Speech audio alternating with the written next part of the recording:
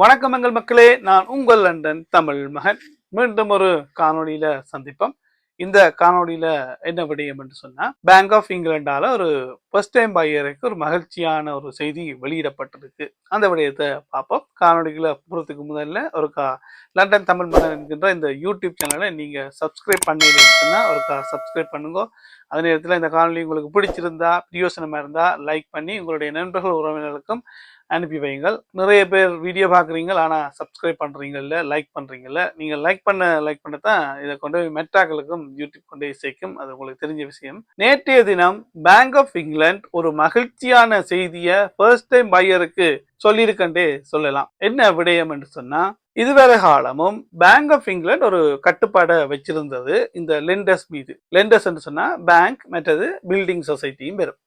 அவர்கள் மீது bank of England ஒரு கட்டுப்பாடை வச்சிருந்தது. என்னன்னு சொன்னா, நீங்க மோர்கேஜை கொடுக்கும் போது 4.5 மடங்குக்கு மேல, அதாவது மோர்கேஜை எடுக்க வாரவனுடைய வருமானத்தின் 4.5 மடங்குக்கு மேல நீங்க மோர்கேஜை கொடுக்கறதாக இருந்தால் 10% ஆட்களுக்கு தான் நீங்க கொடுக்கலாம் என்கின்ற ஒரு கட்டுப்பாடு இருந்தது. இப்ப அந்த 10%ஐ 15% அதிகரிச்சிருக்கு.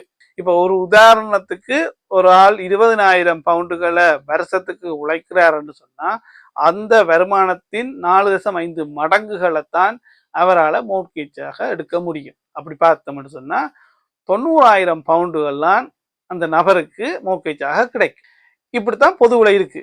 இதை தாண்டி இந்த பேங்க் ஒரு 5 மடங்கோ அல்ல 6 மடங்கோ கொடுக்கிறதாக இருந்தால் அவர்கள் 10% ஆட்களுக்கு மட்டும்தான் கொடுக்கலாம். உதாரணத்துக்கு ஒரு வருஷத்துல ஒரு பேங்க் 100 நியூ மோர்கேஜை கொடுக்குதுன்னு வைப்போம். புதிய மோர்கேஜை கொடுத்தா அந்த 100 பேர்ல 10 பேருக்குத்தான் 4.5 மடங்குக்கு மேல கொடுக்கறதுக்கான அனுமதி இருந்தது. இப்ப அதை 15% மாத்தினோன்னு இப்ப இந்த 100 பேர்ல 15 பேருக்கு பேங்க் 4.5 மடங்குக்கு மேல மோர்கேஜை கொடுக்கறதுக்கான வாய்ப்பு வந்திருக்கு. இந்த 15% என்றது ஒரு பேங்குக்கு இல்லை, அது ஹோல் இண்டஸ்ட்ரியில ஒரு வருஷத்துல 15% 4.5 மடங்குக்கு மேல மோர்கேஜை கொடுக்கலாம் என்று சொல்லப்பட்ட இந்த செய்தியின்படி என்ன எதிர்பார்க்கப்படுதுன்னு சொன்னா, வருஷத்துல 36,000 பேருக்கு, புதிதாக 36,000 பேர் மோர்கேஜ் எடுக்கிறதுக்கான வாய்ப்பு வந்து சேரப்போகுது என்று சொல்லப்பட்டிருக்கு. அதனால இது ஒரு ஃபர்ஸ்ட் டைம் பையருக்கு ஒரு மகிழ்ச்சியான செய்தி தான். கூடுதலான பேருக்கு மோர்கேஜ் கிடைக்கிறதுக்கான வாய்ப்பு இருக்குது. இந்த செய்தி தான் இதுல சொல்ல வந்தால் இது ஒரு சின்ன வீடியோ தான்.